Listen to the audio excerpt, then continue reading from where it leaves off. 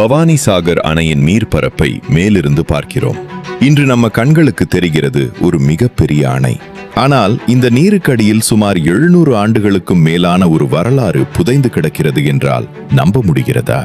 நீர்மட்டம் குறையும் சில காலங்களில் மட்டும் பல ஆண்டுகளாக மறைந்திருந்த ஒரு கோட்டையும் பழமையான கோயில்களின் சிதிலங்களும் மீண்டும் வெளியில் தெரியும். அதுதான் தனாயக்கன் கோட்டை. தனாயக்கன் கோட்டை எங்கே இருந்தது? இன்றைய ஈரோடு மாவட்டம் பவானிசாகர் பகுதியில். பவானி ஆறும் மாயாரும் சந்திக்கும் பகுதிக்கு அருகில் இந்த வரலாற்று சிறப்புமிக்க தனாயக்கன் கோட்டை இருந்துள்ளது.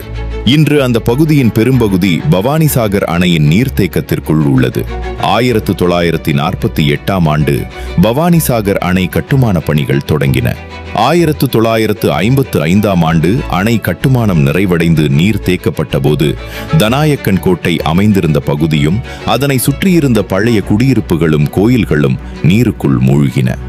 இந்த கோட்டையை கட்டியது யார்? இதுதான் தனாயக்கன் கோட்டையின் வரலாற்றில் மிகவும் சுவாரஸ்யமான பகுதி. இந்த பகுதி ஒரு காலத்தில் ஹொய்சாளர்களின் ஆட்சியின் கீழ் இருந்ததாக தொல்லியல் துறை பதிவுகள் தெரிவிக்கின்றன. குறிப்பாக ஹொய்சாள மன்னர் 3ஆம் வீரவல்லாளன் காலத்தை சேர்ந்த கல்வெட்டுகள் தனாயக்கன் கோட்டை உள்ளிட்ட பல இடங்களில் காணப்பட்டதாக தமிழ்நாடு தொல்லியல் துறை குறிப்பிடுகிறது. ஹொய்சாளர்களின் நிர்வாகத்தில் முக்கியமான இராணுவ அதிகாரிகள் தண்டநாயக்கர்கள் என்று அழைக்கப்பட்டனர். அதனால் தண்டநாயக்கன் கோட்டை என்ற பெயர் காலப்போக்கில் தனாயக்கன் கோட்டை என்று மருவியிருக்கலாம் என்று வரலாற்று ஆய்வுகளில் கூறப்படுகிறது. 700 ஆண்டுகள் பழமையான கல்வெட்டு. தனாயக்கன் கோட்டையின் வரலாற்றுக்கு மிக முக்கியமான ஆதாரம் ஒன்று உள்ளது. கிபி 1326 முதல் 1327 வரை காலத்தைச் சேர்ந்த கல்வெட்டு ஒன்று ஹொய்சாள மன்னர் 3ஆம் வீரவல்லாளன் காலத்தில் அவரது சார்பில் கொங்கு பகுதியை நிர்வகித்த வீரசிக்கைய தண்டநாயக்கன் பற்றிய செய்தியை பதிவு செய்கிறது. அந்த கல்வெட்டின்படி தனாயக்கன் கோட்டையில் இருந்த மாதவ பெருமாள் கோயிலுக்கு அஞ்சாத நல்லூர் என்ற ஊர் கொடையாக வழங்கப்பட்டதாக குறிப்பிடப்படுகிறது. இதன் மூலம் அந்த காலகட்டத்தில் தனநாயக்கன் கோட்டை வெறும் பாதுகாப்பு கோட்டை மட்டுமல்ல, ஆட்சி மற்றும் சமய முக்கியத்துவம் கொண்ட ஒரு முக்கியமான இடமாகவும் இருந்திருக்கிறது என்பதை அறிய முடிகிறது. கோட்டைக்குள் இருந்த கோயில்கள் தனாயக்கன் கோட்டை அமைந்திருந்த பகுதியில் மாதவராய பெருமாள் கோயில், சோமேஸ்வரர் கோயில் மற்றும் மங்களாம்பிகை கோயில் போன்ற வழிபாட்டு தலங்கள் இருந்ததாக பதிவுகள் தெரிவிக்கின்றன. அந்த பகுதியில் வாழ்ந்த மக்கள் இந்த கோயில்களை தங்களுடைய முக்கியமான வழிபாட்டு தலங்களாக கொண்டிருந்தனர். அணை கட்டுமானம் தொடங்கிய போது அந்த கோயில்களில் இருந்த சில முக்கியமான சிலைகள் பாதுகாப்பாக அகற்றப்பட்டு கீழ்பவானி வாய்க்கால் கரையோரத்தில் புதிய கோயில்கள் அமைத்து பிரதிஷ்டை செய்யப்பட்டதாக செய்தி பதிவுகள் தெரிவிக்கின்றன. அந்த காலத்தில் இன்று போல சாலைகளும் வாகன போக்குவரத்தும் கிடையாது. மைசூர் பகுதியிலிருந்து கொங்கு நாட்டை நோக்கி செல்லும் பழைய பாதைகளில் தனாயக்கன் கோட்டை அமைந்திருந்த பகுதி முக்கியமான வழித்தடமாக இருந்ததாக வரலாற்று பதிவுகள் குறிப்பிடுகின்றன. இதனால் இந்த கோட்டை பாதுகாப்பு மற்றும் போக்குவரத்து கண்காணிப்பில் முக்கியமான இடமாக இருந்திருக்கலாம் என்று வரலாற்று ஆய்வுகள் கருதுகின்றன. எப்படி கோட்டை நீருக்குள் போனது? 20ஆம் நூற்றாண்டின் நடுப்பகுதியில் பவானி ஆற்றின் நீரை பயன்படுத்தி மிகப்பெரிய பாசன திட்டத்தை உருவாக்கும் முயற்சி தொடங்கியது. 1948 முதல் 1955 வரை பவானிசாகர் அணை கட்டப்பட்டது. அணை உருவானதால் வடவள்ளி, பீர்க்கடவு, பட்டரமணங்கலம், குய்யனூர் உள்ளிட்ட பழைய குடியிருப்புகள் நீர்த்தேக்க பகுதிக்குள் வந்தன. அங்கிருந்த மக்கள் வேறு பகுதிகளுக்கு குடியமர்த்தப்பட்டனர்.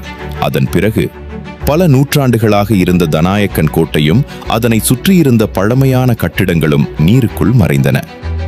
ஆனால் கோட்டை முழுமையாக மறைந்துவிடவில்லை. இதுதான் தனாயக்கன் கோட்டையின் மிகப்பெரிய ஆச்சரியம். பவானிசாகர் அணையின் நீர்மட்டம் குறிப்பிட்ட அளவுக்கு கீழே குறையும் போது நீருக்குள் இருக்கும் கோட்டையின் பகுதிகளும் கோயில் கட்டிடங்களும் மீண்டும் வெளியில் தெரிய தொடங்குகின்றன. 2018ஆம் ஆண்டிலும் பல ஆண்டுகளுக்கு பிறகு 2024ஆம் ஆண்டிலும் நீர்மட்டம் குறைந்தபோது தனாயக்கன் கோட்டை மற்றும் மாதவராய பெருமாள் கோயில் பகுதிகள் வெளியில் தெரிந்தன. 2024 அணையின் நீர்மட்டம் சுமார் 45 முதல் 46 அடி அளவுக்கு குறைந்தபோது கோயில் மற்றும் கோட்டையின் பகுதிகள் மிகவும் தெளிவாக வெளிப்பட்டதாக செய்திகள் வெளியானது. ஒரு முக்கியமான விஷயம், இன்று இந்த இடத்தை பார்க்க வேண்டும் என்று நினைத்து நீர்த்தேக்கத்துக்குள் பரிசல் அல்லது படகில் செல்வது பாதுகாப்பானது அல்ல. 2024 நீர்வளத்துறை அந்த பகுதியில் பொதுமக்கள் படகு மூலம் செல்வதற்கு அனுமதி இல்லை என்றும் முதலை நடமாட்டம் இருப்பதாகவும் எச்சரித்திருந்தது. அதனால் வரலாற்றை ரசிப்பது முக்கியம், ஆனால் பாதுகாப்பு அதைவிட முக்கியம். முடிவு: ஒரு காலத்தில ஆட்சி நடந்த இடம், வணிக பாதைகளை கண்காணித்த கோட்டை, கல்வெட்டுகள் பேசும் வரலாறு, மக்கள் வழிபட்ட பழமையான கோயில்கள். இன்று அனைத்தும் ஒரு பிரம்மாண்டமான நீர்த்தேக்கத்தின் அடியில். ஆனால் அந்த வரலாறு முழுமையாக மறைந்துவிடவில்லை. நீர்மட்டம் குறையும் ஒவ்வொரு முறையும் தனாயக்கன் கோட்டை மீண்டும் வெளியில் வந்து, நான் இன்னும் இங்கேதான் இருக்கிறேன் என்று வரலாற்றை நினைவுபடுத்துகிறது.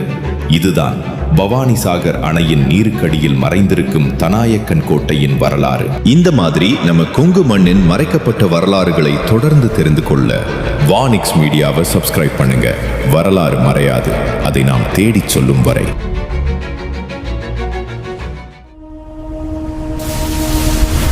வானிக்ஸ் மீடியா, வாழ்க்கையின் ஒவ்வொரு தருணமும் கேமராவில்.